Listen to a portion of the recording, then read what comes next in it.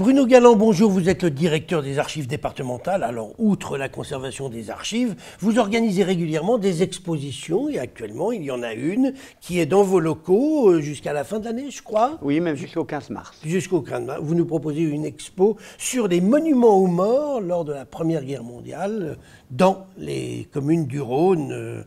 C'est votre façon de célébrer le centenaire de la fin de la guerre de 14-18 ? C'est notre façon, effectivement, de célébrer le centenaire de l'armistice. C'est aussi une manière de mettre en valeur le patrimoine des communes. Et le rôle des archives, c'est également d'être au service des différents territoires et des communes du département et de la métropole. Et puis, c'est aussi une façon de montrer que les documents d'archives eux-mêmes nous disent beaucoup de choses sur l'histoire de la guerre. Dites-moi, Bruno Galland, est-ce que toutes les communes du département ont eu leur monument aux morts? Toutes les communes du département ont eu leur monument aux morts, mais une commune ne l'a pas sur l'espace communal, mais à l'intérieur de l'église, c'est Saint-Laurent-de-Vaux. Saint-Laurent-de-Vaux, qui est effectivement dans le Rhône. Comment ces monuments ont été choisis? Est-ce qu'on choisissait sur catalogue? Alors, on pouvait choisir sur catalogue et beaucoup de communes qui avaient quand même la nécessité de mobiliser beaucoup d'argent à une période difficile ont fait appel à des catalogues. Mais certaines, qui avaient plus d'ambition ou plus de moyens, ont sollicité des grands architectes. Oui, alors, grands architectes, on sait qu'il y a Tony Garnier qui est le grand architecte lyonnais qui a réalisé l'île aux souvenirs au parc de la Tête d'Or. Est-ce que d'autres grands architectes de la région ou français ont effectivement réalisé des monuments dans le Rhône? Oui, par exemple, Robert Giroux a réalisé le monument cantonal de Vaugneray, qui est un très beau monument, qui est le seul monument cantonal du département. Alors je signale d'ailleurs au passage que vous avez édité un livre que je montre ici, un livre aux morts pour la patrie qui reprend la totalité ou quasiment la totalité des monuments aux morts du département. Oui, on retrouvera tous les monuments morts du département et de la métropole. C'est une enquête qui a été conduite par un des conservateurs du service, Céline Cadieux-Dumont, avec une équipe scientifique autour. Il y a à la fois le catalogue de tous ces monuments et puis en première partie, une présentation à la fois historique, scientifique et artistique des différents monuments que l'on peut trouver. Dites-moi Bruno Galland, quel est le monument qui vous paraît le plus remarquable, celui qu'on n'attend pas?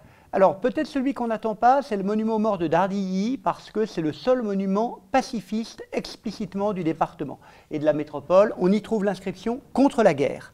Donc c'est un monument très particulier, il y en a eu d'autres en France, mais dans nos territoires c'est le seul que l'on a.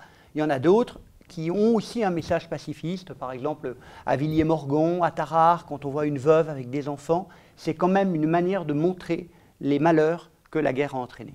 Les monuments aux morts, c'est quand même essentiellement masculin, mais certains ont fait une place aux femmes.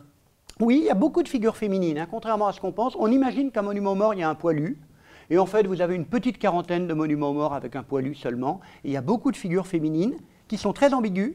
Parfois, c'est la victoire, le triomphe, comme à Thizy, vous avez une femme un peu hiératique qui reçoit un poilu, c'est vraiment la gloire et la victoire.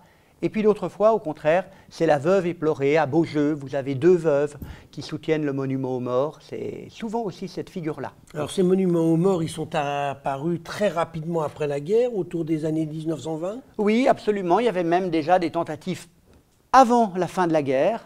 On a un monument à Alix qui apparaît dès 1917 et Tony Garnier fait des propositions à Édouard Herriot avant même que la guerre soit finie. Et qui finance? Les souscriptions, parce que ce sont les communes qui doivent payer. Et donc, elles font appel à la générosité populaire. Le département a également apporté une obole pour que chaque commune reçoive la possibilité de faire son monument. Alors, il y a eu tous ces monuments aux morts après la guerre de 14-18, parce qu'il y avait eu malheureusement énormément de morts pratiquement dans toutes les communes.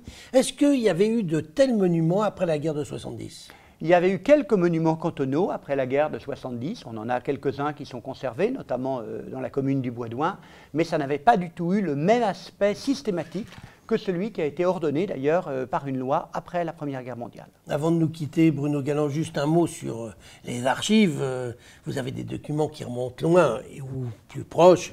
Ils vous ont servi à faire cette expo. Mais quels sont les plus anciens documents que vous avez dans les archives? Le plus ancien document qu'on a, c'est un diplôme de 861 d'un roi carolingien qui confirme des privilèges à l'abbaye de l'Île-Barbe. Mais on a effectivement énormément de documents et les visiteurs pourront les découvrir pendant les Journées européennes du patrimoine, puisque pendant les journées, le 15 et le 16, Nous serons ouverts au public de 10h à 17h. On pourra voir l'exposition et on pourra également découvrir plein d'autres documents des archives départementales et métropolitaines. Eh bien, rendez-vous effectivement aux archives. Bruno Galland, je vous remercie. Merci à vous.